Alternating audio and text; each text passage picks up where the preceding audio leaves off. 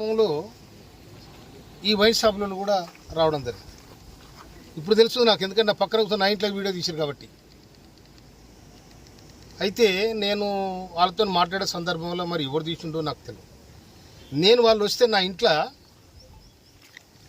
ఇంట్లో వాళ్ళకు ఛాయ్ ఇచ్చి మంచినీళ్ళు ఇచ్చి మర్యాద చేసి నా దగ్గర కూర్చొని పెట్టుకున్నా. ఏ ఎమ్మెల్యే కూడా కూర్చొని పెట్టుకోడు. వీళ్ళు నా దగ్గర కూర్చొని పెట్టుకుంటే నేను ఛాయ్ ఇస్తే నా ఛాయల్ని ఇసం పోసిరు, వాళ్ళని ఛాయ్ ఆగిపోయారు. ఇది తీన్మార్ మాలిగాడు చేసిన లెక్క. ఇది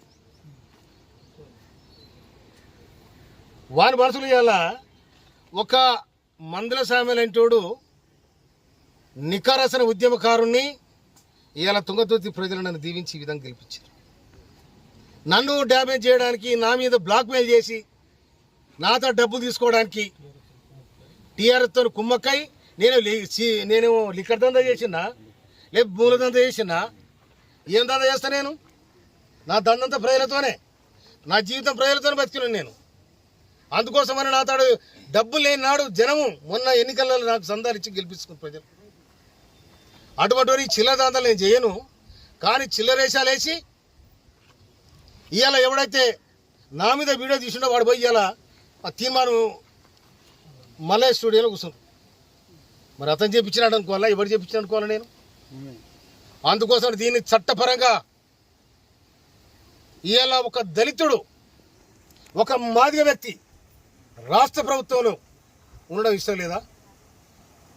బీసీలు అంటారు, ఎస్సీలు అంటారు, ఎస్టీలు అంటారు, సామాజిక న్యాయం. ఎక్కడ పోయినా సామాజిక న్యాయం ఇదేనా? బ్లాక్ మెయిల్ రాజకీయాల సామాజిక న్యాయం ఇదేనా? ఇది కాదు కదా. సమాజం ఏమనుకోవాలి? దమ్ముంటే తుంగతుర్తి గడ్డ మీదకి రా, తుంగతుర్తి గడ్డ మీదకి వచ్చి ఇవాళ నేను చేసింది నాకు చెప్పాలి. లేకపోతే దీని చట్టపరంగా నేను తప్పకుండా నేను చర్య తీసుకోవడానికి ప్రభుత్వాన్ని విజ్ఞప్తి చేస్తాను. నా ఇంట్లో తిని నా ఇంట్లో ఇష్టం కలిగిపోతే ఇంతకంటే ద్రోహం ఏముంటుంది?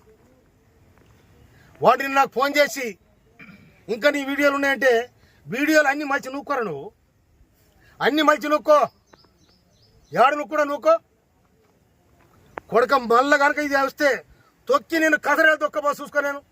మందల సాబనంటే ఏమనుకున్నారు మీరు? నేను మా కార్యకర్తలు దాచుకుంటే న్యాయం కోసం తుంగతుర్తి పోరుగడ్డ కొట్టని గడ్డ. కానీ మమ్మల్ని బ్లాక్మెయిల్ చేసి, మమ్మల్ని చీటింగ్ చేసి నా ఇంటికి వచ్చి నా దగ్గర తిని నాకు వీడియో తీపిస్తారా మీరు?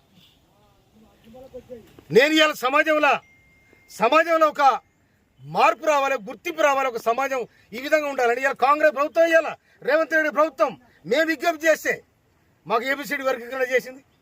మాదిగ మంత్రి కావాలని కొట్లాడినా మేము. కొట్లాడి అధిష్టానం పోయి ఇవాళ మాదిగ మంత్రిని తీసుకొచ్చిన వాళ్ళ ప్రధాన పాత్ర వహించిన నేను. నా తమ్ముడు ఎమ్మెల్యేలు అందరూ అక్కడ చిన్నోళ్ళు, నేను చెప్తే వినరు వాళ్ళు. అరే తమ్ముడు మనం